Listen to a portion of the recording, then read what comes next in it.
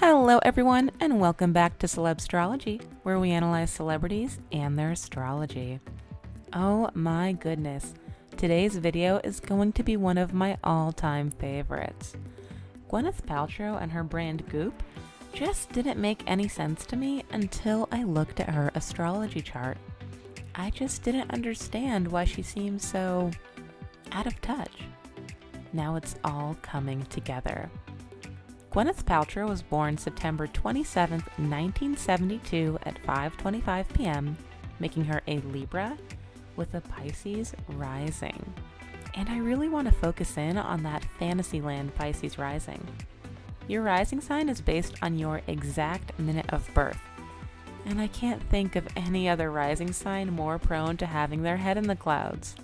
She is creative, dreamy, and imaginative, but also a little all over the place, especially when it comes to her interactions with other people. Pisces is very wishy-washy and is often at the mercy of its feelings.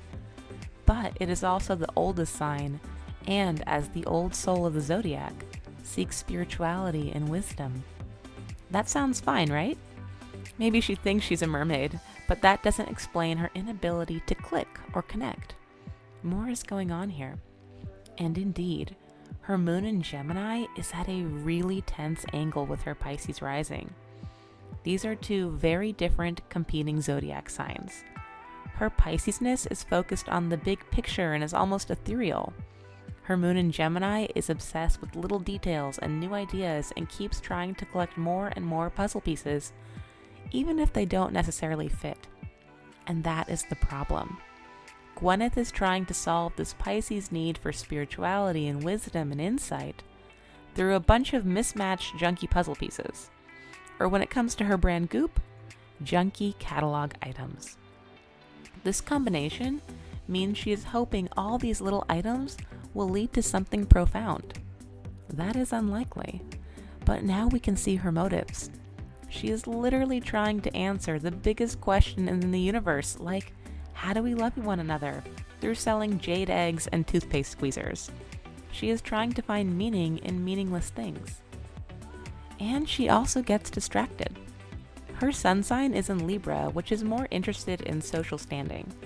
This plus her Venus and self-indulgent Leo means she gets a little caught up in her own ego. Libra is hyper self-conscious of how it is coming across, and her Leo wants to be loved, worshipped, and admired. Because her image as a magical mermaid lady is so important to her, she sacrifices pragmatism in order to be perceived a certain way. For all of Gwenyth Paltrow's success, she would honestly probably rather just be liked. She has kind of dug a hole for herself in this persona. People know her as the Goop Lady. The planet Neptune adds both romanticism and confusion wherever it is placed in your birth chart. Hers is located in the 10th house of reputation, so her self-perception is a little foggy. Her own image is a bit of an enigma to her. She usually opts to see herself in a position in life with rose-colored glasses. That's not to say she isn't self-reflective. Not at all. Libra is very conscious of how it is landing socially, and Pisces is constantly readjusting, and Gemini moons especially desperately want to be liked. The funny thing is that Gemini is ruled by Mercury, the planet of criticism. Here, that criticism is directed socially. So while Gwenyth is like a hamster on a wheel peddling products in search of salvation without a lot of perspective, she is definitely analyzing how she comes across and how she gets along with people. Ever notice how her appearance is always impeccable?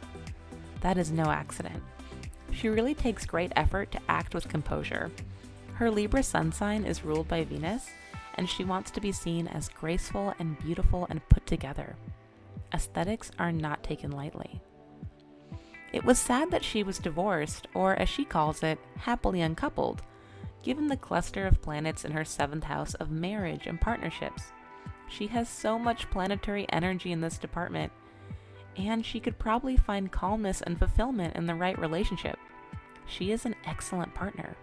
Well, as long as you adore her with that star of the show, Venus in Leo.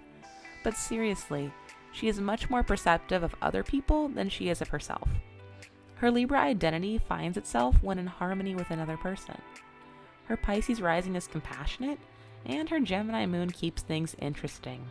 She is flexible, adaptive, and doesn't need to always get her own way. She is thoughtful and would benefit greatly from the guidance and structure of being in a committed partnership. And in case you didn't know, she did get remarried. And while I have not done a full astrological assessment, her new husband is a Pisces, which feeds into that sensitive, imaginative, dreamy mermaid lady persona. I think they're off to a great start.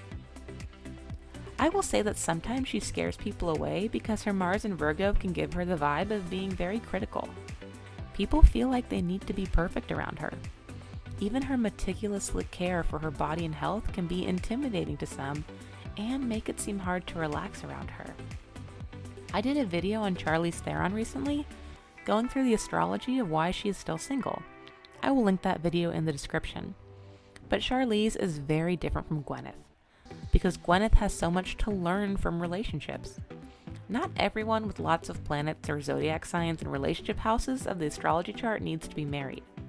But those people always learn life's lessons best through other people. Relationships are how Gwenyth grows.